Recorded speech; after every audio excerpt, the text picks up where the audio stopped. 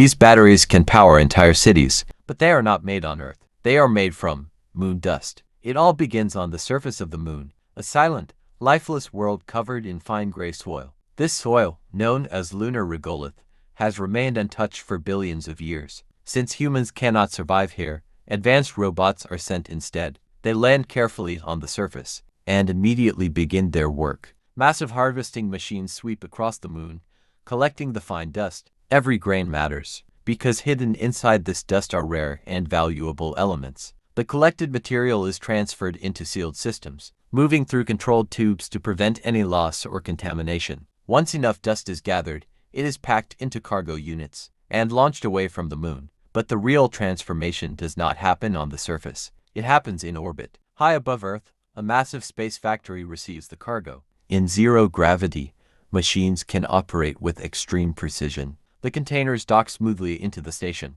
Then the dust enters a highly advanced sorting system. Powerful magnetic and filtration processes separate the material into different elements: metals, silicon, and rare compounds. Each one plays a critical role. Nothing is wasted. Every particle is refined and prepared for the next stage. The materials are then exposed to extreme heat. Temperatures rise until the solid dust melts into glowing liquid. This molten material is carefully guided through channels, where it is shaped and controlled with incredible accuracy. Next comes the most advanced stage. The material is restructured at a microscopic level. Layer by layer, it forms into nanoscale patterns, designed to store and transfer energy efficiently. At this point, the material becomes energy reactive. It is no longer just processed dust. It is the core of a powerful battery. Then layers are stacked together and compressed into compact energy cells, built for maximum performance in the smallest space.